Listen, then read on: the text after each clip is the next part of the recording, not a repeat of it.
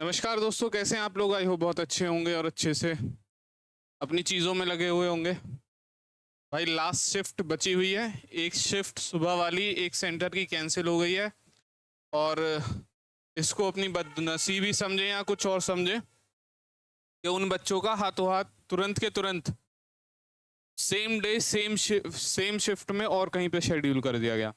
बच्चे कैसे जाएंगे कैसे नहीं जाएंगे किसी को कोई मतलब नहीं है, सब अपनी राजनीतिक रोटियां सेकने में लगे हुए हैं। या फिर जो भी मैं कहना चाह रहा हूँ आप समझ रहे होगे। स्टेनो को एक खिलौना बना के झुंझुना बना के पीटा जा रहा है और कुछ नहीं है सीजीएल को संवारने के लिए। आगे देखो चीज़ें क्या हैं, इस छोटी सी कम्युनिटी है, कर कुछ सकते नहीं है, ये इनको भी पता है, ऑर्गेनाइजेशन को भी पता है और टीचर्स को भी पता है।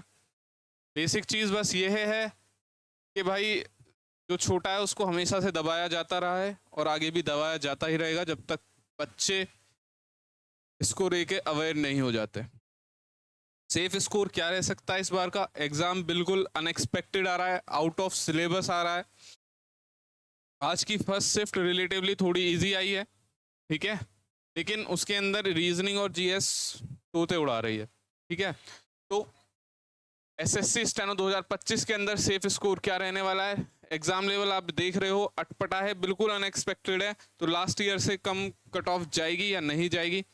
तो एक बेसिक सी बात है कि अगर सब चीज़ें अनएक्सपेक्टेड जा रही हैं तो कट ऑफ में भी काफ़ी अंतर पड़ेगा। प्लस वैकेंसी 400 कम है लेकिन फॉर्म भी कम डले हैं, रिपीटर्स इस बार काफ़ी कम है। इसलिए आगे बढ़ने से पहले मैं बता दूं, अगर आप और किसी भी एग्जाम की तैयारी कर रहे हो एसएससी के फील्ड में, चाहे सीजीएल सीपीओ सीएचएसएल या किसी भी और एग्जाम की तैयारी कर रहे हो, तो टेक्स्ट बुक को आप जानते होगे एक रिनाउंड प्लेटफॉर्म है जो आपके मॉक टेस्ट में मार्क्स को बिल्ड करने में सबसे ज़्यादा हेल्प करता है।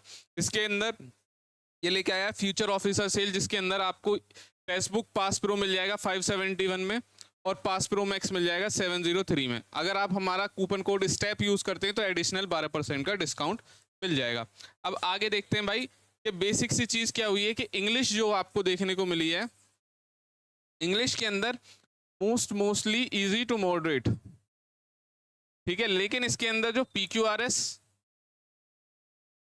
ये चीज देखने को मिली है, ये भाई ऐसे क्वेश्चंस आए हैं जिनको पढ़ के आपको लगेगा कि इसको तो मैं यूं बना दूंगा, लेकिन वो ऑप्शन में ही नहीं है, ठीक है। ये मेरा खुद का सेल्फ एनालिसिस है, ठीक है भाई। कंप्यूटर मेरा भी बंद हुआ था लेकिन वो चीज़ें हैंडल हो गई क्योंकि मेरा प्रैक्टिस में मतलब अच्छा खासा 30-35 मिनट टाइम पूरे पेपर करने के बाद बच जाता है, तो इसलिए मैं चीज़ें हैंडल कर गया। जो बच्चा नहीं बचता वो कैसे हैंडल करता?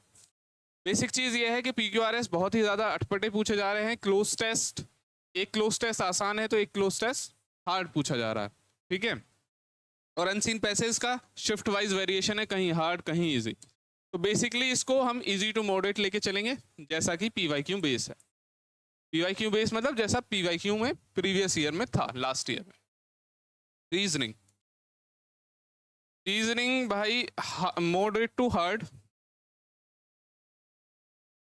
जो कि पिछले साल ऐसा नहीं था। यानी पिछले साल जो बच्चा 45 आप प्लस आराम से स्कोर कर पा रहा था वो इस बार 40 टच भी नहीं कर पा रहा, यानी इतने तो अटेम्प्ट भी नहीं हो पा रहे।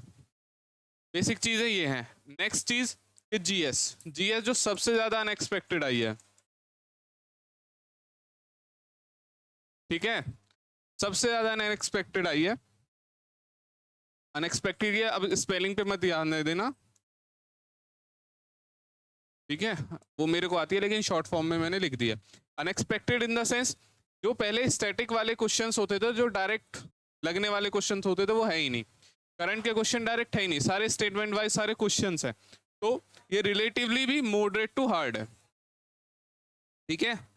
और आज की फर्स्ट शिफ्ट में तो काफ़ी हार्ड है। तो बेसिकली चीज़ें ये हैं जिस चीज़ का आप इंतज़ार कर रहे हो, जो चीज़ आप सोच रहे हो कि जल्दी से कट ऑफ बताओ और वीडियो ख़त्म करो, तो बेसिक चीज़ यही है कि कट ऑफ ये रहने वाली है ग्रेड सी की एक्सपेक्टेड 144 प्लस। अगर आप यूआर में स्कोर कर रहे हैं तो आप प्री में क्वालिफाई होने के चांसेस हैं तीनों का, क्योंकि पिछले 2-3 बार से यही ट्रेंड रहा है कि तीनों category same to same marks पे ये ग्रेड सी की कट ऑफ लगाते हैं। एससी के लिए 134 प्लस और एसटी के लिए 110 प्लस। अगर आप इतने मार्क्स सिक्योर कर रहे हैं तो भाई आपको ग्रेड सी में स्किल टेस्ट देने का मौका मिल सकता है। फाइनल फाइनल क्या रहेगा, फाइनल का भाई बहुत सारी चीज़ें डिपेंड, बहुत सारे फैक्टर्स डिपेंड करते हैं। जैसे स्किल टेस्ट, इस बार मेरे को लग रहा है स्किल टेस्ट अच्छा खासा रोल प्ले करेगा।